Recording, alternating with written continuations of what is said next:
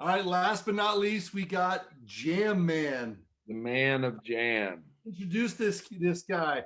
He's what are you, 10 or 11 years old, Jam? How old are you, bud? He's got to unmute. Nine. I'm You're 9. 9. You're So 9.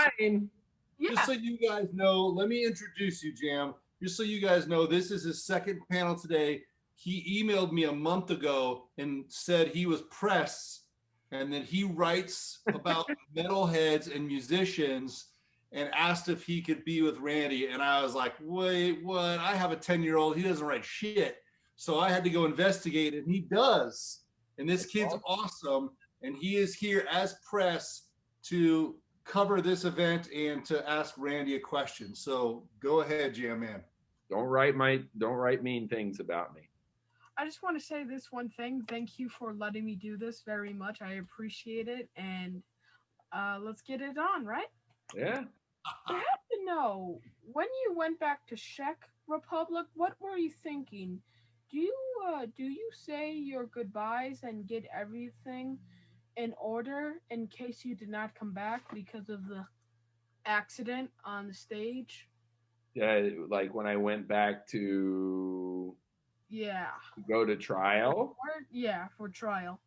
Oh yeah, I said goodbye. Yeah, I did. I said, okay, might be a little while before I see you guys, 5 or 10 years, we'll see. Um, you know, uh, it was a really heavy time. Um, but I definitely said goodbye to the people I needed to say goodbye to, you know. It was a very sad situation all the way around. And even though I was found not guilty, it's still a sad situation, you know. That's a heavy question for a 9-year-old to ask. Hey man, I just gotta give you this thing. I do my research. I do. Obviously, you do. Yeah, let's say I stay up a little bit.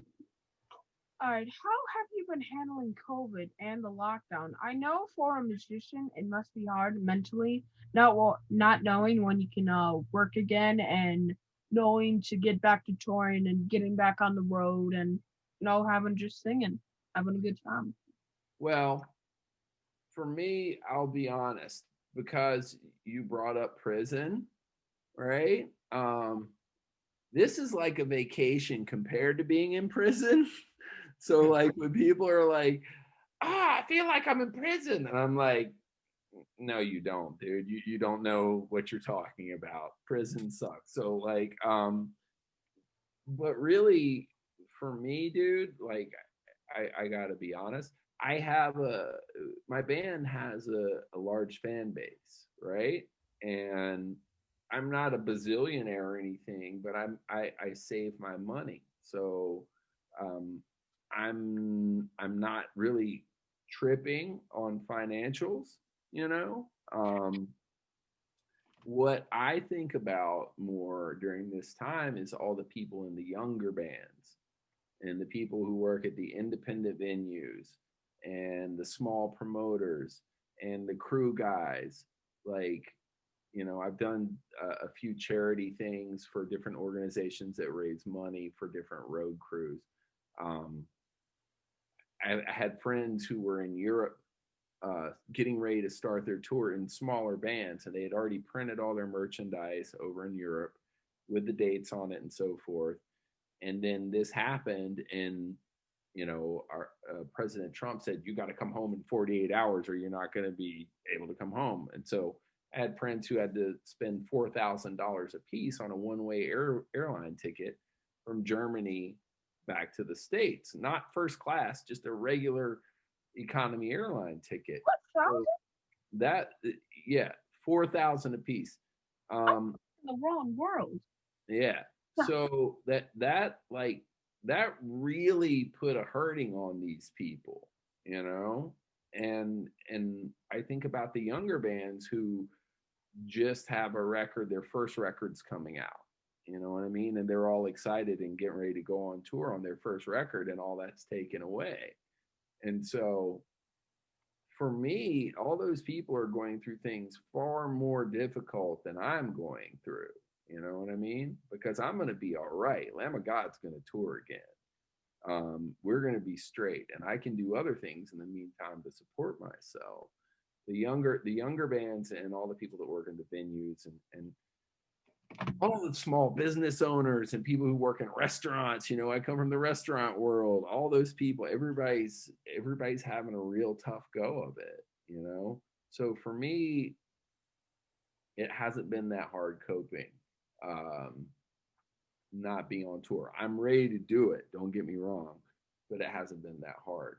I did realize one thing that was harder on me after a while than I initially thought it would be, is not touching people, is not touching my friends. You know, when I see my friends, I like to give them a hug. You know, I can't do that. And it's really weird. Like even my surfing buddies, like we go out and we're in the water in the ocean far away from each other and stuff. But like, I can't, when I see them, you know, I can't be like, what's up, dude? And after a while, that is starting to mess with my mind a little bit. So I'm ready to give everyone a hug. Awesome. I want to give you a hug. Thanks, Jam Man. That's all we got time for, buddy. I'm sorry.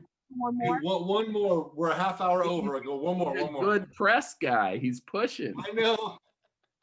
I'm a pusher.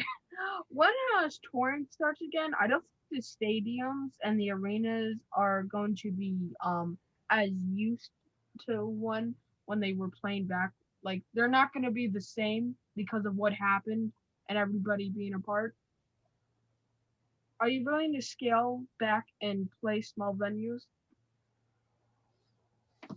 Dude, we'll play wherever. I grew up playing we play people's basements. I don't think that's gonna happen, you know. But when it's time to go tour, we're gonna play where we can play. You know? Hell yeah. I'll get back in the van. I don't care. You know.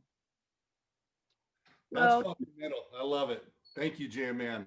Welcome. Thank you for having me, guys. All right, man. You're very professional for a 9-year-old. What a way to end it. The 9-year-old asked the most hardcore questions of the night. Yeah. Gnarly. You're a gnarly little dude.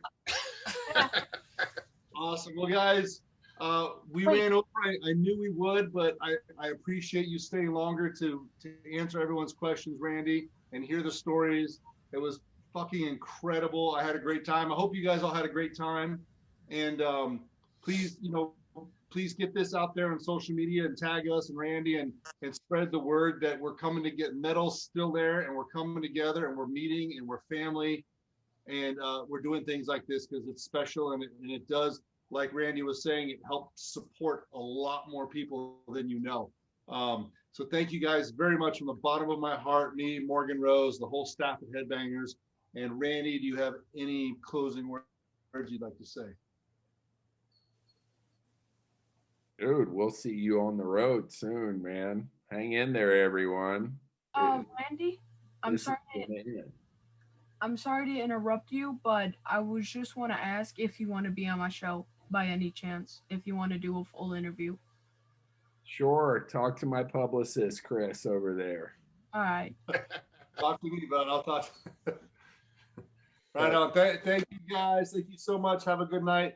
Thank you, Randy. I'll text you tomorrow and go over details. And thanks, everybody. We're still missing Patrick from the first one.